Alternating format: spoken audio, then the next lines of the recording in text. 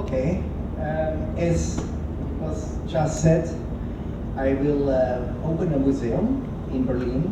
This will be, let me think now, in April 28th. But first of all, I want to say, I think, you know, for collecting, you know, I'm not sure how many collectors now. I would expect there are much more people also.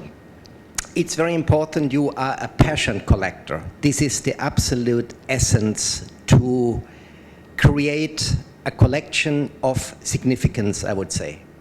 And I would say, in my case, it's like this. I started when I was very young, collecting keys, you know, and I had a quite nice collection of, let's say, from the 19th century to the 14th century keys. And after that, I fell in love with silver, so something completely different. With silver, so I collected international silver, let's say from Tiffany's, I mean, silver tea and coffee pots from, yes, Tiffany until Bauhaus, and then the earliest Roman silver as well.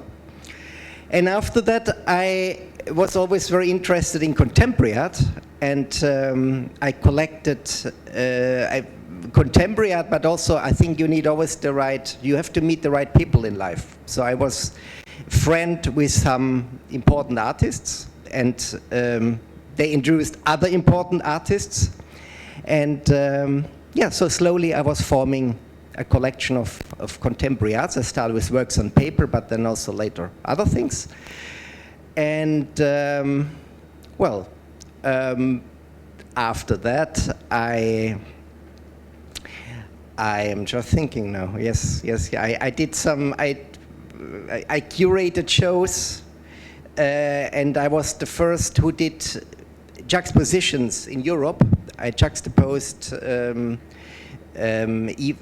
I just mentioned some names: Yves Klein, Beuys, Baselitz, and Bryce Marden, classic artists when you want, but very influential contemporary artists, with Gothic and Gothic Madonnas and Pietas. And after that, I did another show. I showed Rosemarie Tockel with Burmese early terracottas and ear pendants, very big emerald ear pendants, each 18 karat. You know, but I showed it as an art piece, like it would be really an art piece. So after a while it became more known, and then I thought, why not to open my own gallery? So I had a gallery opened. This was now 25 years ago. And I opened with Gilbert and George. Gilbert and George and antique clocks. Then Anish Kapoor with torn vessels. Then Richard Tuttle with oboes and clarinets. Then Richard Archwager with animal objects. Then Fontana and Manzoni, also some classic things, with Etienne Avril, a furniture maker, important in Paris. And video artist Klaus von Bruch with first editions with Augustinus and Aristoteles. And well, this kind of exhibitions, Chiyida with Chinese cushions from Ming and Song dynasties. And well, it was always my passion to connect or to juxtapose things. So I realized very early, I think it's very important to, when you want to form important collection, to see things early, to realize early what will be important later. So I realized Chinese lacquer furniture, nobody collected. And I speak about Chinese lacquer furniture, imperial gifts from the court to the Chinese emperor. So I formed a significant collection. And then also I collected Southeast Asian sculpture, 6th to 13th century. But aside, I was always continuing collecting contemporary art. But let's say I formed an important collection of Chinese furniture and Southeast Asian sculpture. And like every collector, after a while, you do not know anymore what to do with all the things. You have storages, you have the house is full, you do not know anymore where to store the things. So I thought I need a big storage to see these pieces. But after a while I thought, why a storage? Why not directly a museum? So and then I started looking really all over the world. I was in love with Istanbul. So I went to Istanbul and looked for a space. I went to Venice, I love Venice in Italy, to look for a space. I went to China. You know, I thought, why not China? Everybody speaks about China, so why not to be first in China to do something very special in China? But finally, in Spain I looked, then I looked in London as well. But finally I found a space which was the absolute outsider in Berlin. And when I found this space, I saw it the first time and I thought, wow, what a piece. It's a telecommunication bunker. Maybe we can show it. This is a historic building from, historic photo from 1959. Was the biggest telecommunication bunker in Germany. And when I saw this building, I thought, wow, this is like a sculpture. It's like Donald Judd. So I really fall in love, and inside is really another thing. So I thought the next important step is to find the right architect. So I made another tour really, interviewing or having appointments with famous and unknown architects, both really, from Japan to Switzerland, States, England, and finally I choose John Pawson, which is the king of minimal, they call him, who is a master in redoing existing buildings, I would say, and because he takes himself back and he has a very elegant, clean line who helps to show art later inside. Can we have the next photo, please? Okay, this just gives you a bit an idea. This is a contemporary piece by Anish Kapoor in my collection. Maybe next. This is what I said before. It's a head from the end of 12th century, Cambodia. It's a meditative, beautiful head. Yes, and I fall in love with this very serene, very sensual pieces which Cambodia produced from the 6th to the 30th century. Can we have the next? This is another example, you know, of very sensual. You see how the body is. It's a beautiful, extremely beautiful, sensual body. It's very difficult to find things like this in other cultures. It's what I really fall in love with. Can we have the next one? This is an interesting piece. I found that in New York, and when I saw it the first time, I was really thinking, wow, what a sculpture. And I collect these pieces because to me these are sculptures. I consider them as sculptures, and all my contemporary, my friends who are contemporary artists, they feel it immediately. They say, wow, I mean, this is a very cool piece. This is more than, it's not only a furniture. So I bought that, and then I asked the Palace Museum in Beijing to make some research on it. And they found out it was possibly the most important gift from the palace, from the court to the Emperor of China. And it's a lacquer furniture, and it's a pair. So one is today in the bedroom of the Saba Palace, the other is in Berlin in the collection in the future. Can we have the next one? This is Adam Fuss, a photographer. All the pieces he's doing are unique photographs. To me, a very special artist. Again, I want to say, you know, I think you, this is for the piece before, but in general, also with young art, I think you have to form a collection or to make an important collection. It's very important. It doesn't mean, it doesn't matter if you have incredible knowledge. Important is the eye. The most important is really the eye and the feeling that you collect with the intuition. And when you don't have it, I think you have to look for somebody helping you. A lot of people, I really think, they buy art, especially in the last years, because it's a very fashionable, trendy thing, you know. It's lifestyle today. But you can see it. A real good collection, you always feel who is behind, and that's very important. And I think when you don't have this eye, you have to look for somebody who has the eye and helps you. So many contemporary pieces are really bought early. They have been not that expensive, but I also buy very expensive things. So I want to say I don't care if it is expensive or not. When I'm convinced it's a good piece, I just go for it. And I think this is the right way. You have to follow always your intuition and your eye. Can we have the next, please? This is a bed. This is from Ming Dynasty, Chinese bed. Gives you another example. This is not imperial, but it's a super sensual piece, really. Next, please. Another example of Cambodia. This is a piece from the 11th century. Meditative, beautiful figure. Next, please.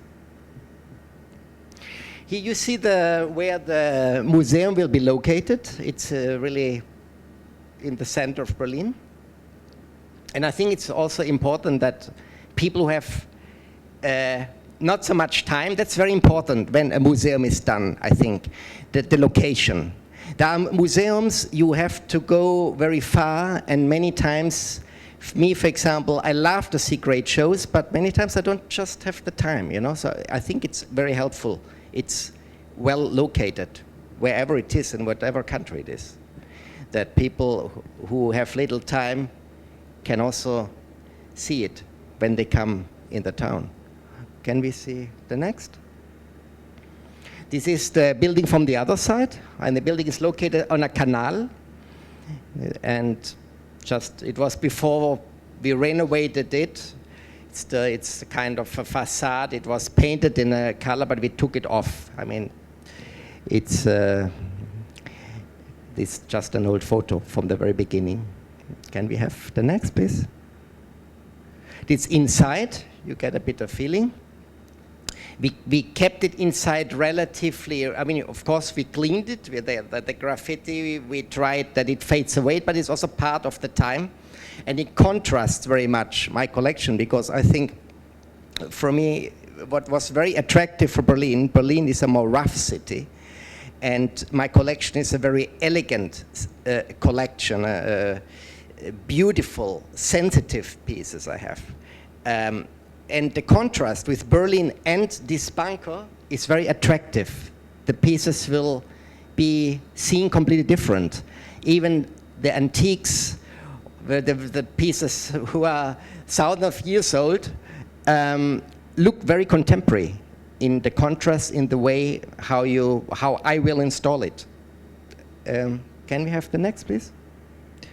To give you another idea, this is, so you enter, there will be one floor, then you go down, another floor. Each floor is about 2,000 square meters, so it's spacious. And then a third one, you go a little bit more down. So 3 spaces where we will show the collection.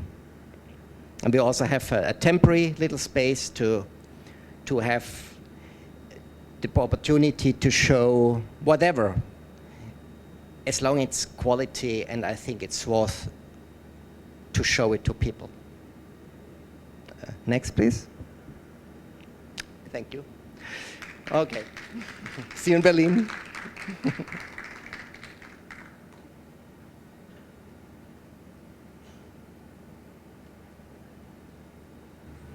We've got a question.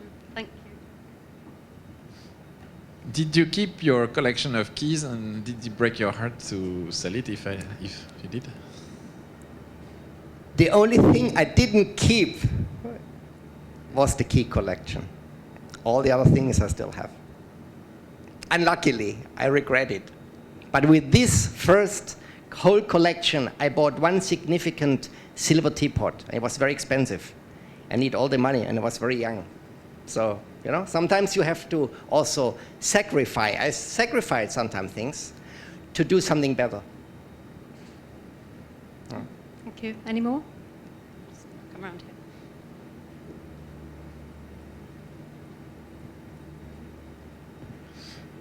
Yes, I actually have two questions to ask to you, Mr. Desai. So first thing, I see you have a very strong collection in Chinese furnitures and antiques. So do you think is there any connections when you put the Chinese collection with all the Western contemporary together? Do you think this is something you have going to be linked with, or you personally have something you have to think about it, which is for this aspect?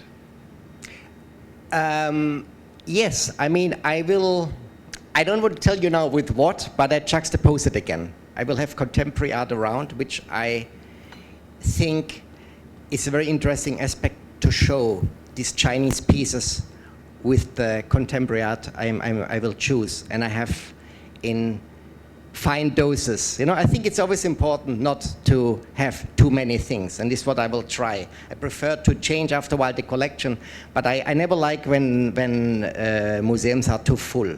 I think it's nice to give space to every piece, that people can feel every piece, and I hope I achieve this in the right way with the Chinese furnitures, that people can feel. Also, I have a question to asking about your future planning of your museum. So it's going to be mostly your permanent personal collection in that primary museum, or maybe in the future you have other projects or the artists exhibitions inside this museum. Or if you already have some, maybe is that possible to tell us some of your future planning about your museum? Sorry, I didn't understand 100% the question. Sorry.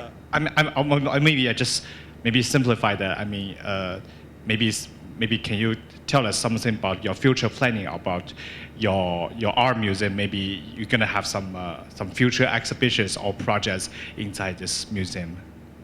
Yes, I have many ideas, and I'm very open to new ideas, to people who come to me and tell me why we are not doing this. Nothing is fixed, and in general, I try to stay open always, because I think this makes a museum, or keeps a museum alive. That's important. Yeah. Okay, thank you. Sure. Have you got a question? You're going to ask a question? No, come on, you ask a question. You ask it. I'm interested in how you're going to curate your exhibitions of your permanent collection. Do you imagine one installation or rotations focusing on different groups of work? Do you have a curator? Will you show an ancient Chinese piece next to a contemporary, or will you do section by section by time or geography? No, just by feeling. Also, that's very important, and I will be my own curator. This is essential for me.